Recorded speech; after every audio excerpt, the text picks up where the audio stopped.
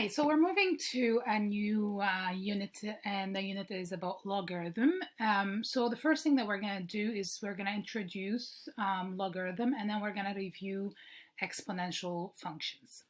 Now, as you guys may remember, we have dealt with exponential functions in grade 11.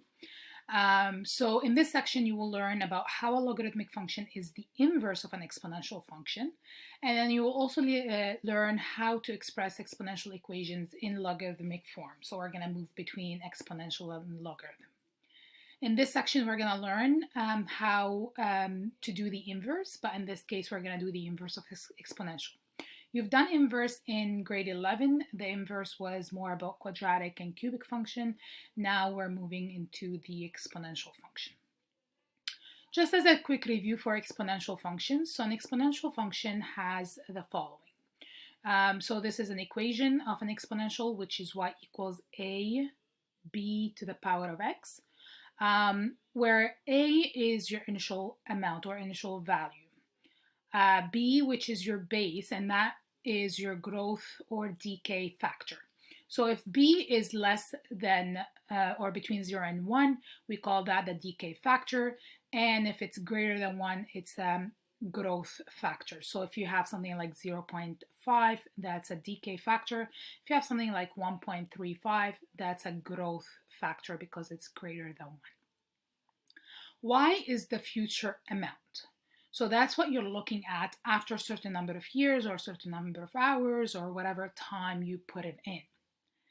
X is the number of times A has increased or decreased, which means X can be either in years. So let's say if you have 10 years and there's no compounding, then X is going to be simply 10. However, if we're dealing with compounding period, which is growth or decay period, then we're going to have to divide the total time by that growth or factor period to give us the number of times it has increased or decreased by. You'll see what I mean by that in the next example. So an insect colony has a current population of 50 insects. Its population doubles every 3 days. What is the population after 12 days? So in this case, what I have here, I have an initial population of 50 insects. So that's the A value. The population doubles every 3 days. So there's two things here that I have to take into consideration. Doubles and every 3 days. So that means every 3 days, my number is going to double. Not every day, not every hour, it's every 3 days. So how is that going to affect my equation? So if I'm looking at the equation here, which is y equals a with a b to the power of x, in this case, the a is 50. We already figured that out. Doubles means 2. So that means my growth factor is 2. So that is equal to the base. So now what I have is I have y equals a, which is 50. My base is 2 to the power of x. Now x, because it's doubling every 3 days, that means the time it takes for one growth or decay period, which is this part right here, that is my 3. So it's going to be x, or n if you want, over 3. Now, the question is asking what is the population after 12 days? So this is the x value that I'm going to plug in into that formula. So what I have here is I have y equals to 50 times 2 to the power of 12 over 3. So as you know, I only have 4 doubling periods in this time, right? It's going to, if it's every 3 days, it's going to double every 3 days. In 12 days, I have 4 doubling periods, and that's where the 12 over 3 comes in. So what I have here, I have to do exponents. So I have to do 50, and then 2 to the power of 4, because 12 over 3 is 4, which is going to give me 50. 2 to the power of 4, that is 16. So I have to do the exponents first, and then my final answer is going to be y equals to 800. And because this is a word problem, I'm going to have to put a therefore statement. Therefore, the population after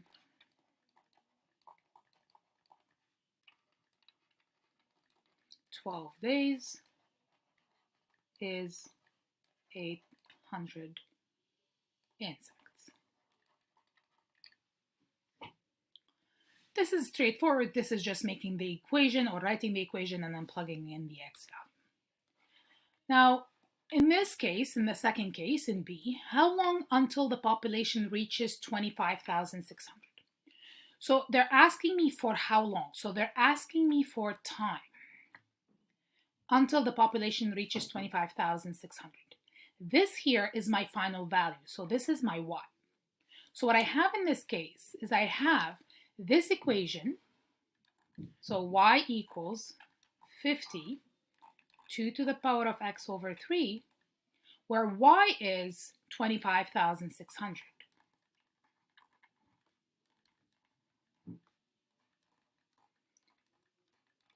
And in this case, what I'm looking for x. So how do I isolate for x, knowing that x is in the exponent? So what I have to do here, first of all, I have to isolate for that base. So I have to isolate for this. The first thing you have to do is you have to bring the 50 over as a division. So you're going to do 25,600 divided by 50 equals to 2 to the power of x over 3. Now, that's going to be 512 equals to 2 to the power of x over 3. Now, because the unknown is in exponents, what I have to do here, I have to isolate for that. And for me to isolate for that, again, I'm doing opposite operation. But the opposite operation, because it's the exponent, is the logarithm. Because the opposite of exponent is log. So what I have to do here is I have to take the log of both sides. So I have to do log of 512 equals to log of 2 to the power of x over 3. What happens when I take the log forces the exponent to come down as a multiplication.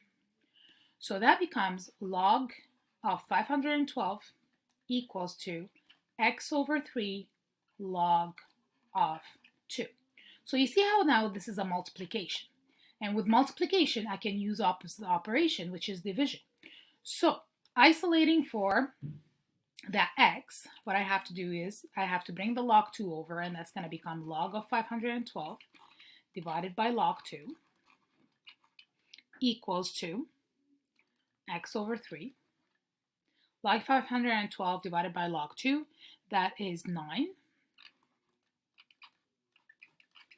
And then my last step is to bring the division by 3 over as a multiplication, and that's going to become 9 times 3 equals to x. Therefore, it's going to be 27 days. Don't forget to include a therefore statement, and then you're going to say that therefore it will take 27 days for the population to reach 25,600 insects. So what we did here is we had to use the inverse operation. We had to use the log. And then remember, whatever I do to one side of the equality, I have to do to the other side of the equality, and that's why I had to take the log of both sides in order for me to be able to bring down the exponent. Let's look a little bit deeper about the inverse function.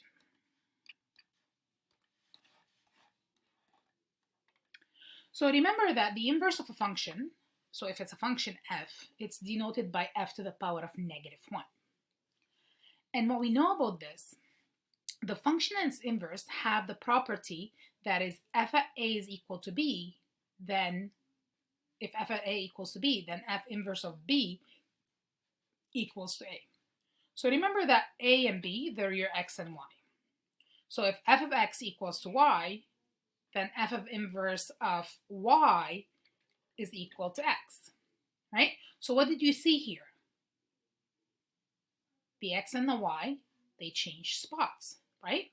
So, for example, if you have f at 5 equals 13, then we can say that f inverse of 13 equals to 5. So my point here was 5, 13, but in my inverse function, the point becomes 13, 5. So the x and the y, they have been reversed. So they swapped their spots. And that's why we say that the graph of f inverse of x is the graph of f of x reflected in the line of y equals x. This is true for all functions and their inverse. So if I have my graph here, right, to graph the inverse, it's reflected on the y equals x. So what's happening is if I have a point here and that point is negative 3, 9, it becomes 9 and negative 3. All right, so it becomes this point here. So this point here becomes this point here. All right, and then if I have this point here, which is negative 2, 4, it's going to become 4 and negative 2. So I'll get this point right here.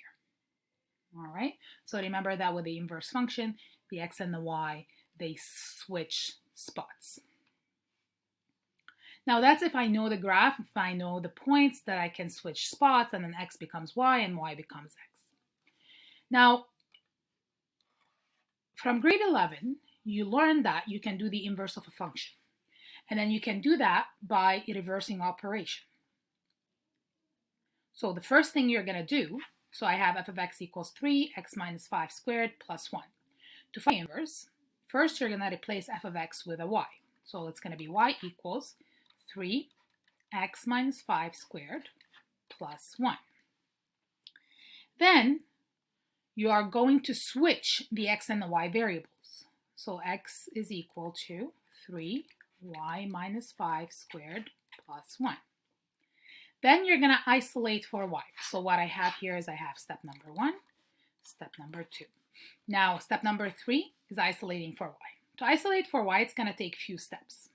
So first of all, I have to do a reverse BEDMAS. So the first thing I'm going to do is I'm going to bring the 1 over, and it's going to become x minus 1.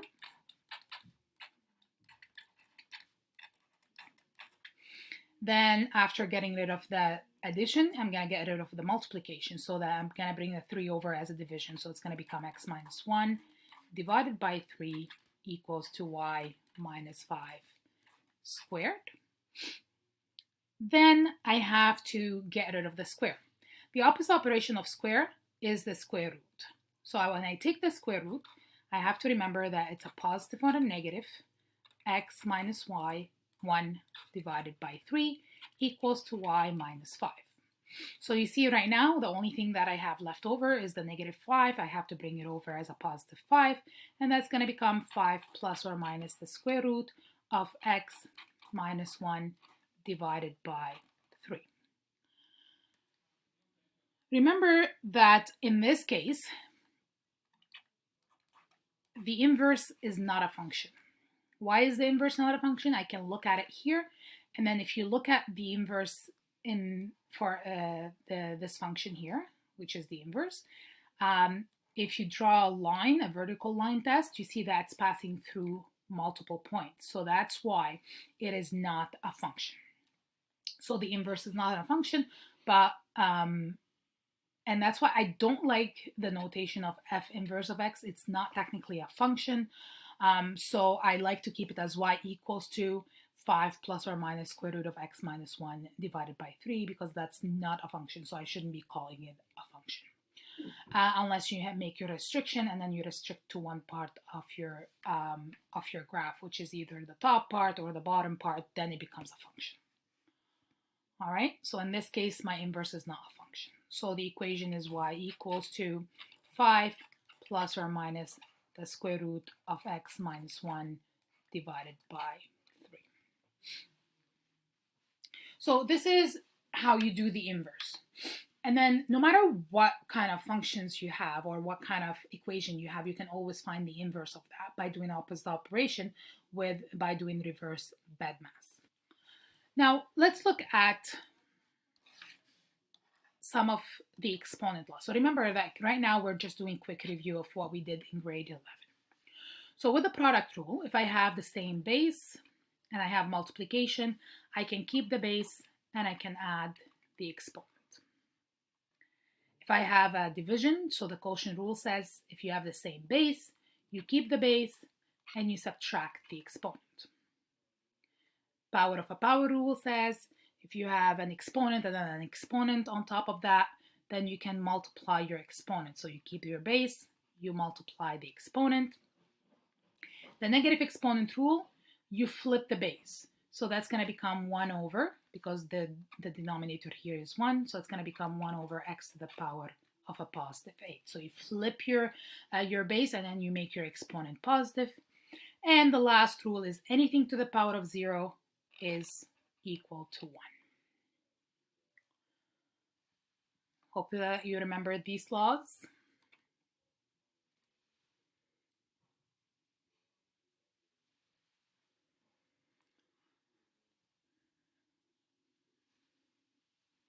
Now,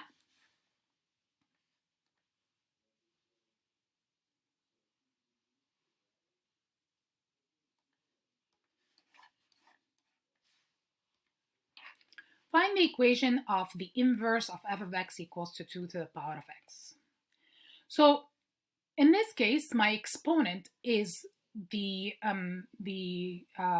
unknown, is the variable. So in this case, I have to, this is an exponential function. So first thing first, change f of x to y. So that's going to be y equals 2 to the power of x. Then you're going to replace x and y. So you're going to have x equals 2 to the power of y. Now, what's the opposite operation of exponential? It's logarithm. So in order for me to be able to bring that exponent down, I have to, remember now I have to isolate for y, right? So remember that the whole idea is I have to isolate for y. And in order for me to isolate for y, I need to bring it down. I can't keep it up in the exponent. So that's why I have to take the log of both sides. So I have log of x equals to log of 2 to the power of y. So that forces my exponent to come down and becomes a multiplication.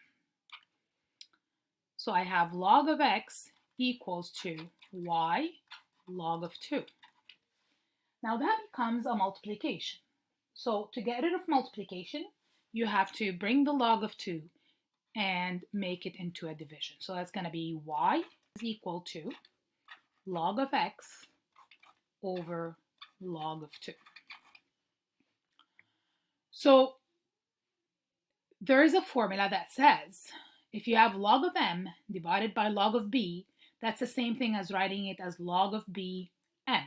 So this here, whatever's in the denominator, becomes the base of your log. If you see just log like this, the base of it, so your calculator has a base of 10. So, but we don't write that. It's like, when you have a square root, right? You don't actually write a 2. But when you have a cube root, you have to write the 3, right? So same with the log. Log, just log by itself, has a base of 10. So log is the inverse of base of 10.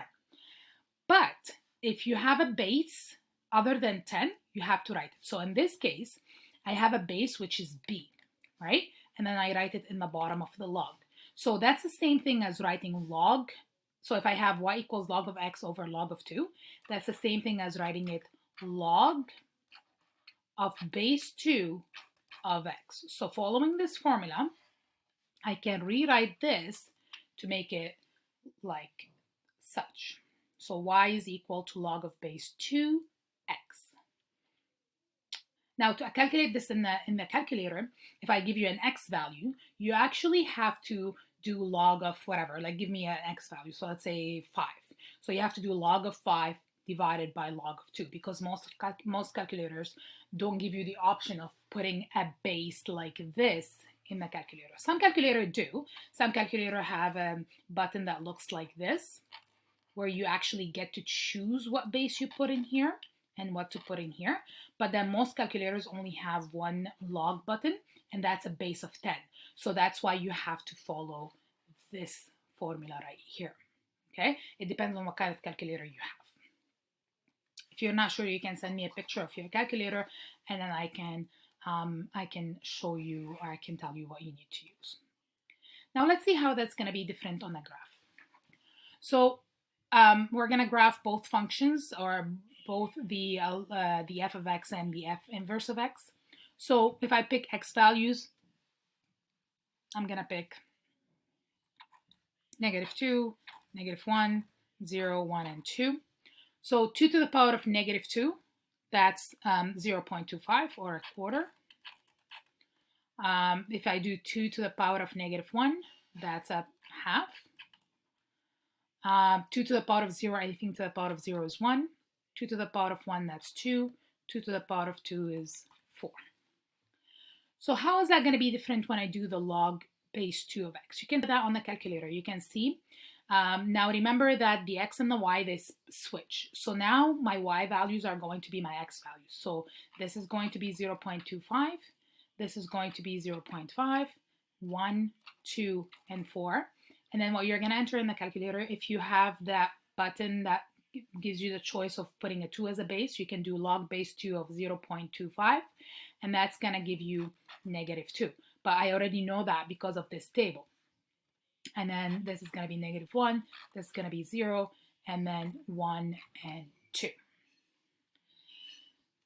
Let's graph them. So I'm going to use blue for the f of x. So at -2, I have a quarter. At -1, I have half. At 0, I have 1. At 1, I have 2. And at 2, I have 4. So you see that exponential functions, we know that they have kind of like a, sorry, I can't do that here. It's hard, but kind of look like this.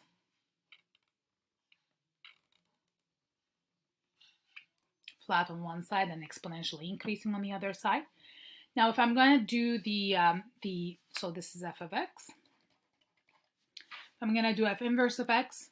So I have 0.25 and -2, so it's going to be about here. 0.5 and -1. 1 and 0. 2 and 1. And then 4, 2. So it's going to look like this. So what you see here, that's the inverse function. Okay, and then if I actually draw my y equals x,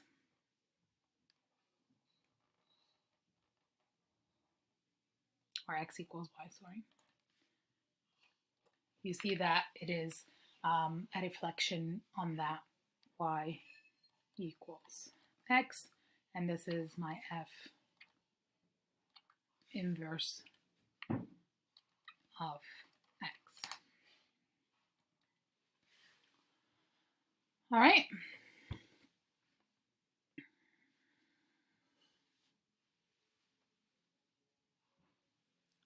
So let's compare the two graphs.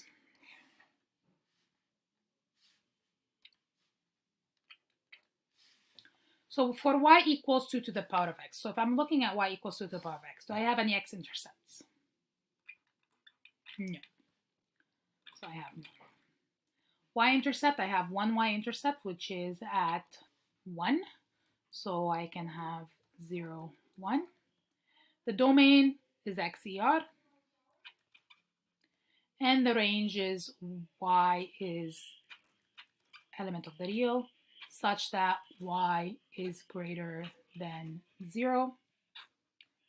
Asymptote, I have a horizontal asymptote at y equals 0. Now, if I'm looking at the log base 2 of x, so the x-intercept, I have an x-intercept and it's at 1, 0. The y-intercept, I have none.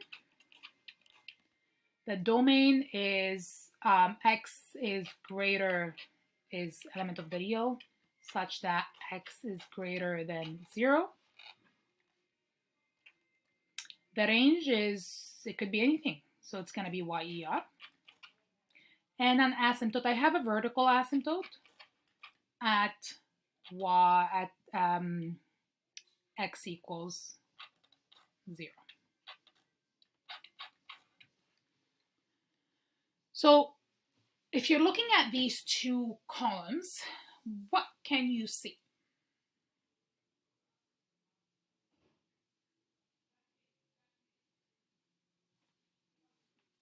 So you should have seen that these two here, so the x-intercept and the y-intercept, they flipped between the two graphs. You should see the domain and range switched as well, flipped. And then for the asymptote, instead of having a horizontal, now I have a vertical. So also that switched. So this is the beauty of the inverse, right? If you know one set, then you should be able to switch between the x and the y, between the vertical and the horizontal, and that will give you the answers. All right.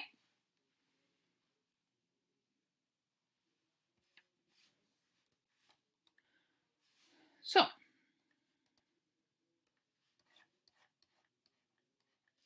what is a logarithmic function? So the logarithmic function is the inverse of the exponential function with the same base.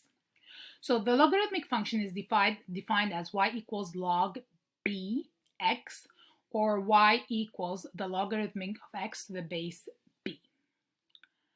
The function is defined only for b greater than 0, where b cannot equal to 1. So b cannot be negative, so that base here cannot be negative. It has to be positive, and it cannot equal to 1. In the notation, y is the exponent to which the base b must be raised to give the value of x.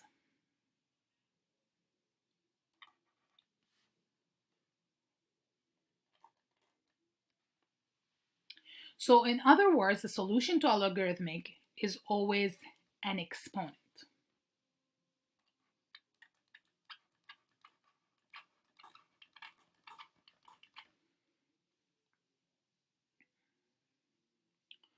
Which means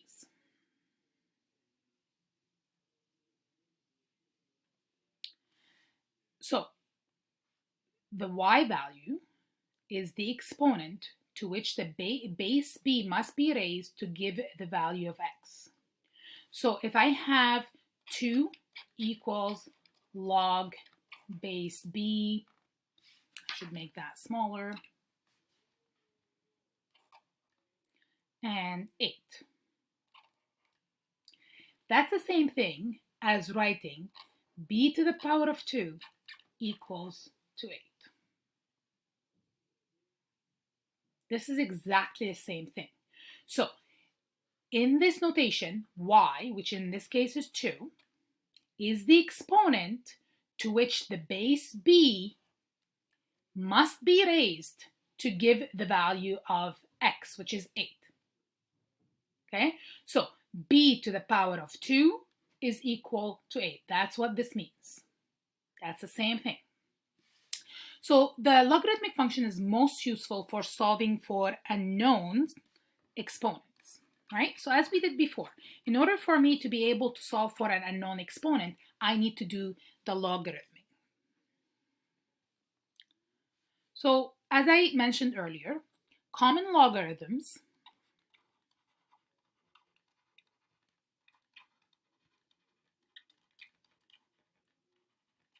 are logarithms with a base of 10. It is not necessary to relate the base of common logarithm. So log x means the same thing as log base 10x, but I don't usually write it, as I explained earlier with the square root, right? We don't write the 2. Same with the log. If it's a base 10, then we don't write that base 10. So how can I go between exponential and logarithm? How can I switch between the two? So exponential equations can be written in logarithmic forms and vice versa. So what I have here, I have an exponential function, y equals b to the power of x. How can I write that as a logarithmic function? So to write that as a logarithmic function, your exponent becomes your answer. So that's going to be x equals. And then log, and then your base is going to go for the base of the log, and then of y. So x becomes your answer, log of the base of y. Or if I'm going to go from the log to the exponential, what's going to happen? The way I think about it is b, because that's my base, to the power of y is equal to x. So b to the power of y equals to x. So let's try a few examples here. Write each equation in logarithmic form. So in order for me, you know that 2 to the power of 4 is equal to 16, right? So in order for me to write this as a logarithm, so my exponent is going to become my answer, so that's going to become 4 is equal to log, what's the base here? 2, so that's going to be the base of my log, and then of 16. So log base 2 of 16 is equal to 4. Okay, the exponent is going to become the answer, so that's going to be 3 equals log base n of n.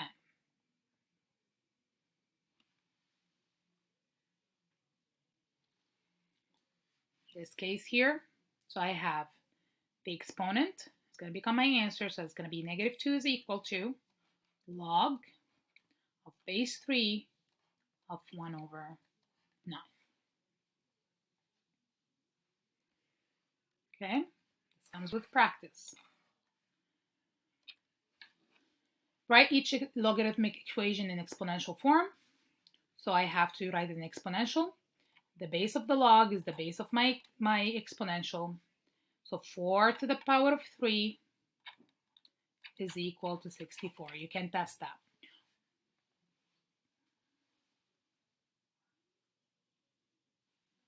Okay, what's my base here because I don't have a base?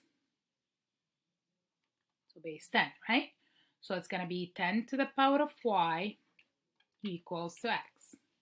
All right, so what I'm doing here is I'm moving between exponential and logarithm and vice versa.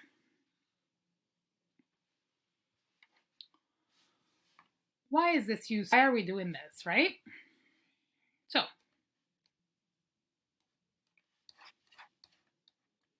let's see. So let's say we don't have a calculator and we want to evaluate this. So I have y equals log base 381. So I don't have a calculator and I don't know how can I do log of base 3 of 81. So what I have to do, I have to write it as an exponential form. So to write it as an exponential form, I have 3 to the power of y equals 81, right? So this is what we did in the previous page. So we did 3 to the power of y equals 81. Now, if I can write both of these as the same base, right? So if I have 3 to the power of y equals to 3 to the power of something, right? That gives me 81, then that right away makes my exponent the same. So if I have x to the power of a equals to x to the power of b, then that right away, I can drop the base, and that right away makes my exponent equal to each other, right? So think about it this way. X to the power of a equals to x to the power of b. Guess what? That means a and b are equal to each other. So 81. 81 is 3 to the power of what? 3 to the power of 4. So what I did is I rewrote 81 as a base of 3. Why? Because this is a base of 3. So I want both sides to have the same base. So 3 to the power of y equals 3 to the power of 4. So that makes y equals to 4. And that's my answer without using a calculator. Okay, so first I rewrote my logarithm as a base of, as an exponential, okay, and then I solved. Now another way that you can do this is if you have log base a of a to the power of b, the log and the exponential, they cancel each other. So this and this, they cancel each other, and then you'll be left with b. So as long as you have the base here and the base here are the same. So if I can rewrite 64 as a 4 to the power of something, then that I can find my y value. Let's see. So if I have y log base 4, 4 to the power of what gives me 64? 4 to the power of 3. So what happened here is I have the same base. So the log and the exponent, they cancel each other, and you'll be left with y equals to 3. Right? Or you can do it the same as we did in the previous question. So that's 4 to the power of y equals 64. And then I can rewrite 64 as 4 to the power of something. So that's 4 to the power of 3. Because I have the same base, I can drop the base, and I'll be left with y equals to 3. So these are two different ways that you can write this. So you can use either way. They're both are good way to evaluate logarithmic expressions. So I can rewrite this as y equals log base 3 to the power of 4. And then because I have the same base here, that's going to be y equals to 4. So you see that it doesn't matter which way I follow, I will get the same answer. So let's try this one here.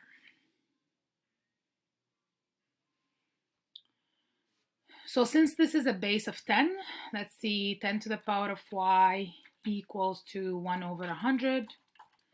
I can rewrite the 1 over 100 as 10 to the power of y. I need to have the same base, so it's going to be 1 over 10 to the power of 2. I can flip this and make it 10 to the power of negative 2, because remember that negative exponent, you flip the base. So I made the exponent negative and I flipped the base, and that tells me that y equals negative 2. Right? If I want to do this one, which way do you want to do it? Let's do it the second format.